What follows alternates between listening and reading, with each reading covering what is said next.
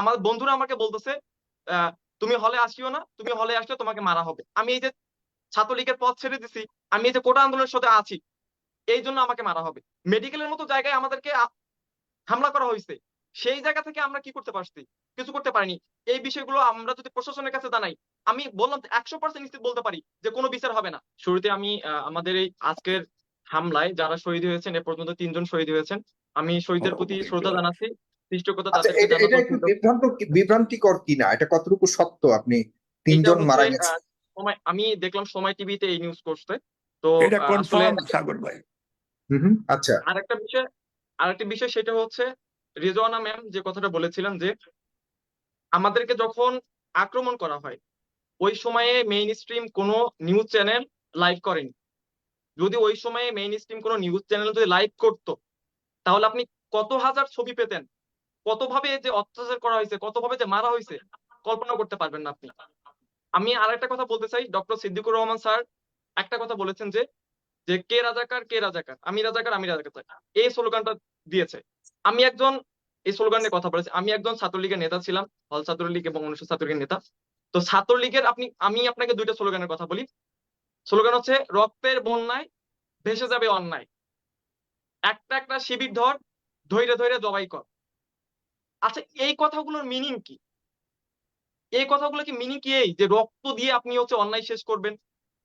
আপনি একটা একটা করে শিবির ধরে জবাই করে আপনি হচ্ছে মানে সবকিছু শেষ করে দিবেন? আমরা যারা সাধারণ শিক্ষার্থী, আমরা রাগে, ক্ষোভে, দুঃখে আমরা আসলে বলছি কে রাজাকার, কে রাজাকার, আমি রাজাকার, আমি রাজাকার। এটা আমাদের মনের কথা না, এটা একটা আইরনি। আমাদের মনে যত দুঃখ কষ্ট ছিল, আমরা এই আইরনির মাধ্যমে প্রকাশ করেছি। আমি মানে কল্পনাও করতে পারি না যে এইটাকে নিয়ে আমাদেরকে এরকম করা হবে।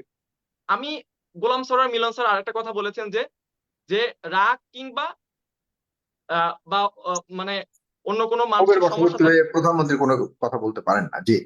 প্রধানমন্ত্রী হ্যাঁ বলতে পারেন না। কিন্তু তারপরে তিনি এই কথাটা কিভাবে বলেন? তিনি একজন দেশের মাননীয় প্রধানমন্ত্রী, তার মুখ থেকে এরকম কথা কিভাবে আসে? আমি কল্পনা পর্যন্ত করতে পারি না। আমি আরেকটা বিষয় বলবো, আমি জানি না আমি যে কথাগুলো এখন বলতেছি আমার লাইফেও এখন রিস্কের মধ্যে। আমি সুদর্শন হলের একজন অ্যালোটেড মানে লিগ্যাল ছাত্র, আমার বৈধ সিট আছে, কিন্তু আমি আজকে সুদর্শন হলে যেতে পারিনি। আমার বন্ধুরা আমাকে বলতেছে আহ, তুমি হলে আসিও না, তুমি হলে আসলে তোমাকে মারা হবে। এখন ভাবেন, আমি একজন বৈধ শিক্ষার্থী হিসেবে আমি হলে যেতে পারতেছি না, মানে আমি কি করব? আমার করার কেন কিচ্ছু নাই। আপনাকে মারা হবে? কেন কেন আপনাকে মারা হবে? কেন মারা হবে? আমি এই যে কথা বলতেছি, আমি এই যে ছাত্রলীগের পথ ছেড়ে দিছি, আমি এই যে কোটা আন্দোলনের সাথে আছি, এই জন্য আমাকে মারা হবে, এই জন্য আমাকে হল থেকে বের করে দেওয়া হবে।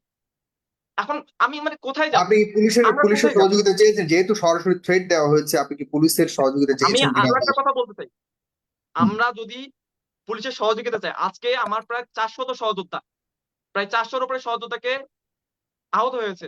আমরা যদি, আমরা জানি কে করছে, কারা করছে, আমরা তো সবই বুঝতেছি যে হামলা কে করেছে। আমরা যদি পুলিশের কাছে যাই, আমি 100% ভাবে বলতে পারি যে আমরা এর বিচার পাবো না। 100% বলতেছি আমরা এর বিচার পাবো না। আমাদেরকে এই বিচার দেওয়া হবে না। এই যে আমি আজকে হাঁটতে পারতেছি না, মেডিকেল থেকে আমাকে তাড়ানো হয়েছে, ভয়ে ভয়ে আমি চলে আসছি। আমার মতো যারা আহত ছিল, যারা চলে আসতে পারেন, তাদের কি অবস্থা একবার ভাবুন। মেডিকেলের মতো জায়গায় আমাদেরকে হামলা করা হয়েছে, সেই জায়গা থেকে আমরা কি করতে পারছি? কিছু করতে পারিনি। এই বিষয়গুলো আমরা যদি প্রশাসনের কাছে জানাই, আমি বললাম 100% নিশ্চিত বলতে পারি যে কোনো বিচার হবে না, কিছু হবে না। আমরা এতদিন ধরে কোটা আন্দোলন করতেছি, কখনো কোনো সহিংস ঘটনা ঘটেনি, কখনোই কোনো সহিংস ঘটনা ঘটেনি। আজকে কি জন্য হলো? এর জি। দায়, এর দায় একদম ছাত্রলীগের। গতকাল প্রধানমন্ত্রী যে বক্তব্য, সেই বক্তব্যের কারণে আমরা রাতে যে শোডাউন করেছিলাম, মিছিল করেছিলাম, এইটা এইটা একটা আইরনি। আমরা বলেছি যে কে রাজাকার, আমি রাজাকার, এটা আমাদের ক্ষোভের বহিঃপ্রকাশ, এটা অন্য কিছু না। ধন্যবাদ। আপনাদের তার মানে এখন কি করতে যাচ্ছেন আপনারা, এবং আপনাদের সহযাত্রী যারা রয়েছেন তাদের অবস্থান কি? তারা ঘোষণা করেছে, একটু আগে দেখলাম ঘোষণা করেছে আগামীকাল সারা দেশেই বিক্ষোভ আন্দোলন অবরোধের। একটু বলছি যে ঘোষণাটি দেখলাম, সেটি হলো যে আগামীকাল সকল ক্যাম্পাসে বিক্ষোভ মিছিলের ঘোষণা, সর্বসাধারণকে আন্দোলনের জন্য যুক্ত হওয়ার জন্য আহ্বান করেছে। তার মানে আমি আপনারা আগে রাজপথে রয়েছেন, হ্যাঁ। হুম। আমি আগেই বলেছি, আমরা আমাদের যে দাবিটা, এটা যৌক্তিক একটা দাবি। আমাদের এই যৌক্তিক দাবির জন্য আমাদেরকে আহত করা হয়েছে, আমাদের 3 জন সহযোদ্ধা মৃত্যুবরণ করেছে। আমরা কিভাবে কিভাবে এখান থেকে ফিরে আসবো? আমরা আমাদের যদি আরো রক্ত যায় আমরা দিব, তারপর আমাদের এই যৌক্তিক দাবির জন্য আমরা পিছু পা হটবো না, আমরা আমাদের দাবি আদায় করে ছাড়বো।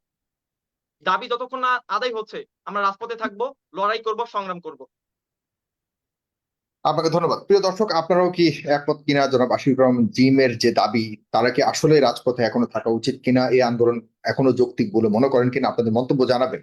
আপনাদের মন্তব্য খুবই গুরুত্বপূর্ণ। জনাব স্নেহা রিজওয়ানা, প্লিজ আপনি বলবেন দয়া করে। তারা তো সরছে না, তাহলে কি সামনের দিকে আমরা আরো ভয়ঙ্কর চিত্র দেখতে পাবো কিনা? আর একজন শিক্ষার্থী যেখানে বললেন যে আজকে রাতও তার জীবন শঙ্কা রয়েছে, তাদের আসলে নিরাপত্তা কে দিবে? পুলিশ শতভাগ নিশ্চিতভাবে বলছে যে আশিকুর রহমান জিম তাদেরকে সহযোগিতা করবেন, তাহলে তারা যাবে কোথায়, কি মনে করেন? আমার একদম স্পষ্ট অবস্থান। আমি আসলে আজকে শুরুতে আমি অনেক গুরুত্বপূর্ণ লোকজন আজকে আছেন, কিন্তু আমি কোনোভাবে এটাকে পলিটিক্যাল কোনো শেপ বা রং দিতে আগ্রহী না। কারণ হচ্ছে পলিটিক্যাল বা শেপের আলাপ না, এটা এটা হচ্ছে জীবনের আলাপ, এটা হচ্ছে অধিকারের আলাপ, আমার Correct. জীবিত থাকার অধিকারের আলাপ, আমার Correct. সুস্থভাবে বাঁচার অধিকারের আলাপ। আমি আগেও বলেছি যে কোটা সংস্কার রিফরমেশনের আন্দোলনে আপনার সাথে আমি বলেছি আমি কিন্তু কোটা আন্দোলনকারীদের সম্পূর্ণ সাথে একমত না, তাদের অনেক কিছুতে আমার দ্বিমত আছে, অনেক কিছু। কিন্তু আজকে যে জায়গায় রাষ্ট্র দাঁড়িয়ে আছে, এর আগেও গয়রহ, this is not the second time.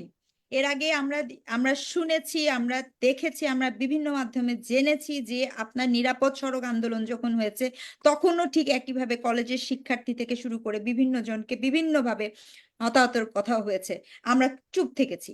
তার ফলাফল কিন্তু আজকের এটা, আমরা যদি ওই সময় চুপ না থাকতাম তাহলে আজকে এই ঘটনাটা ঘটতো না। আমার যে শিক্ষার্থী, সেই শিক্ষার্থীর জানমালের নিরাপত্তা আমার দিতেই হবে। আমি স্পষ্টভাবে মনে করি রাজাকার শব্দের সাথে ঐতিহাসিক সূত্র যুক্ত আছে, এবং রাজাকার শব্দটাতে এত সহজে ব্যবহার করার পক্ষ আমি একদম অবস্থান করি না। রাজাকার শব্দের অনেক ধরনের মিনিং আছে, রাজাকার আমাদের ঐতিহাসিকতার সাথে যুক্ত, এটা আমাকে মানতেই হবে, আমাকে শিক্ষক হিসেবে বলতেই হবে। যাকে তাকে যখন তখন রাজাকার বলা অথবা নিজেকে রাজাকার দাবি করা, এটার পক্ষ আমি না। কিন্তু তার অর্থ এই না যে এই কথার কারণে আমাকে আমার ছাত্রের লাশ ফেলে দিতে হবে, আমাকে আমার ছাত্রছাত্রীকে দেখে আমার শিক্ষার্থীদেরকে রক্তাক্ত করতে হবে, এটা কখনোই হতে পারে না। আর আমি একটা কথা বলবো যে আপনি কে, আপনি কি, সেটা আমার জানার দরকার নেই। কারণ হচ্ছে এই মুহূর্তে, যে আমি কিছুক্ষণ আগে যখন আপনার টকশো চলতে চলতে দেখেছি ঢাকা বিশ্ববিদ্যালয়ে ইলেকট্রিসিটি বন্ধ করে দেওয়া হয়েছে এবং সেখানে গোলাগুলি হচ্ছে, সেই বিষয়ে সম্পর্কে লোকজন জানাচ্ছে। এটাই এবং বলছিলাম, একটু আগে যে বলে গেল অদিতি, তার মানে সেটা এই শঙ্কার কথাই বলছিল। এই শঙ্কার কথাই সে বলেছে এবং আরো বেশি শঙ্কার কথা বলেছে। তো আমি জানি না যে সেখানে কি হচ্ছে, আসলে সত্যিকার অর্থে জানি না। আমার কনসার্নের বিষয়ে অবশ্যই আমি বারবার বলেছি, শিক্ষক হিসেবে আমি একজন খুব সাধারণ শিক্ষক, কোনো দল করি না। আমি শিক্ষক হিসেবে অবশ্যই মনে করি যে আমার শিক্ষার্থীর জীবনটা খুব গুরুত্বপূর্ণ, এবং আমার শিক্ষার্থীর গায়ে হাত, তাকে রক্তাক্ত করার বিপক্ষে অবস্থান আমি নিব, এবং যে যেখানে আছেন